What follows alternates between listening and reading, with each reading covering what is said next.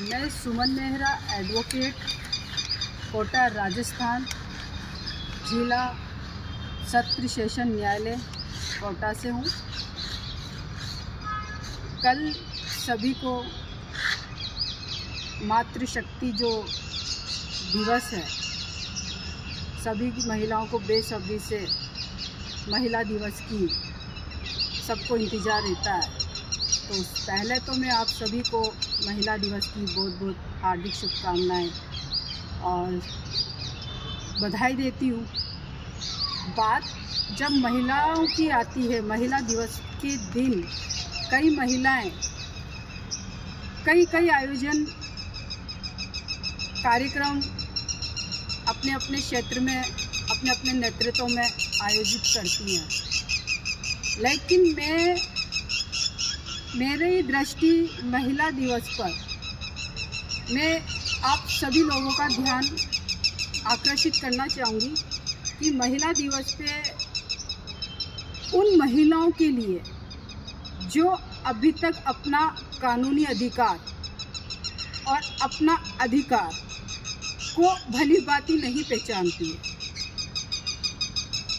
आज देश को आज़ाद हुए इतना वर्ष हो चुके हैं और देश की भारतीय संविधान में और कानून में महिलाओं की हितों के लिए जितनी सुरक्षा और जितने कानून प्रावधान किए हैं, वो सबसे पहले महिलाओं को ही ध्यान में रखते हुए नए कानून अनुच्छेद संसद में पारित हुए हैं। महिला आयोग और राज्य आयोग ने कई सालों से परिवाद पेश होते हैं, परिवाद भेजे जाते हैं, लेकिन उस पर भी राज्य आयोग और राष्ट्रीय आयोग, महिला आयोग कभी भी उन्होंने ना उस समस्या का निवारण किया जो सभी पेंडिंग में पड़े हुए हैं।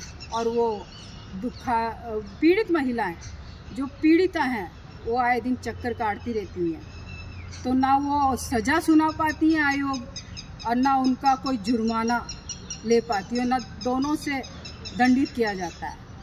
तो मेरी नज़र में महिला आयोग और राज्य महिला आयोग, राष्ट्रीय महिला आयोग ये एक गौण संस्था बनकर रह चुकी है।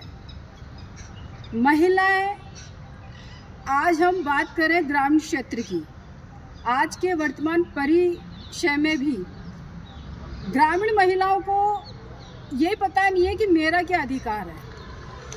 और आज के युग में, इस वर्तमान में हम जो जीवन जी रहे हैं, सबसे ज़्यादा दयनीय अगर स्थिति है मानसिक तौर पर, शारीरिक तौर पर, तो ग्रामीण अनपढ़ महिलाओं की है। आप उनसे जाके जब मिलेंगे, उनको जब अपनी खुद के अधिकार की बात करेंगे, तो वो ये बोलती है हमें तो पता ही नहीं है कि ऐसे भी कानून है हमारे पक्ष में। और जब भी संसद में महिलाओं के हितों के लिए कठोर से कठोर कानून बनाए गए हैं, तब न्याय जिसको मिलना चाहिए उसको न्याय ना मिलके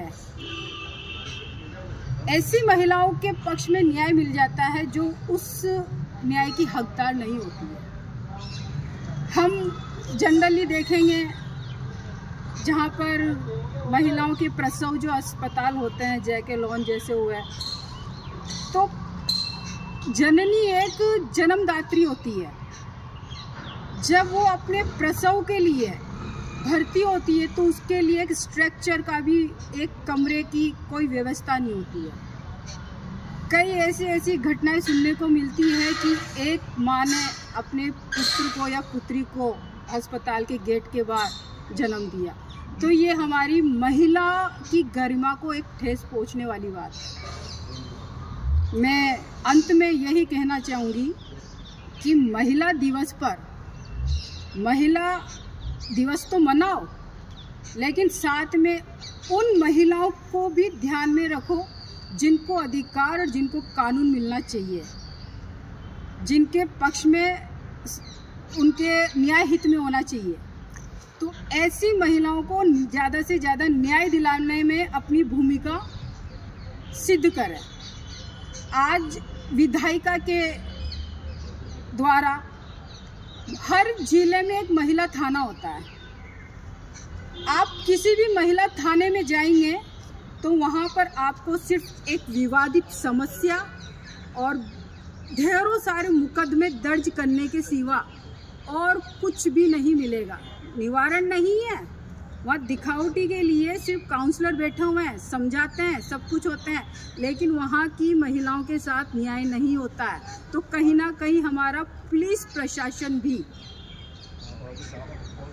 कहीं ना कहीं कमी तो आती है।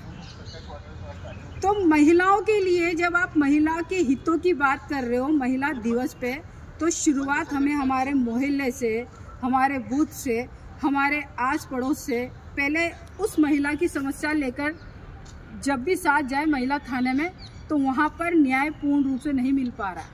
और केंद्र सरकार, राज्य सरकार द्वारा जितने भी महिलाओं के हितों के लिए जो कानून बनाए गए हैं, उनका पूर्ण रूप से किसी भी तरह से कोई सुचारू रूप से पालना नहीं हो रही है। आज छोटी छोटी बच्चियों के साथ जिस तरह से सामूहिक बलात्कार और किडनैप करके 2-2 महीने तक अपने कब्जे में रखना, अपहरण करके ले जाना और उनके साथ गलत काम में करते हुए रहना, तो ये जिस तरह से दलित, खास तौर पे दलित वर्ग की बच्चों के साथ ये जो घटना घटित हो रही है, अभी कुछ दिन पहले की बात थी कि एक दलित महिला का अपहरण करके उसको 2 महीने तक अपने साथ रखा, दुष्कर्म किया और उसको वापस छोड़ दिया बेहालत में। तो बहुत बुरी स्थिति है।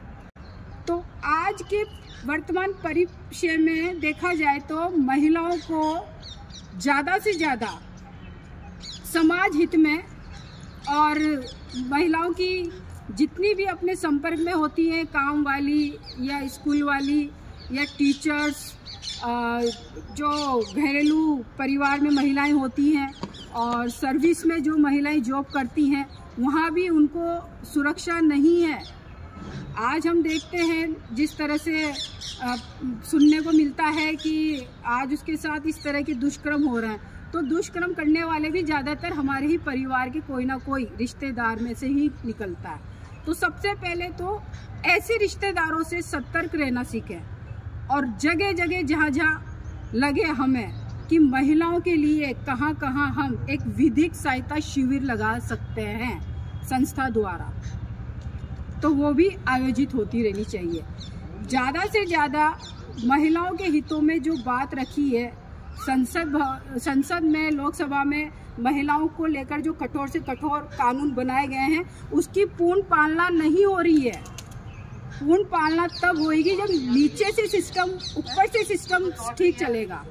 जब तक ऊपर से सिस्टम ठीक नहीं होगा, नीचे तक हम सिस्टम नहीं सुधार सकते। इस तरह से प्रसव के दौरान महिलाओं को जो एक भोजन प्राप्त होता है, तो उसमें भी कहीं ना कहीं कमी हो रही है। केंद्र ने, राज्य सरकार ने महिलाओं के लिए कानून योजना तो बना तो रखे हैं, लेकिन वो कानून योजना ऊपर से और नीचे तक सिस्टम में नहीं है।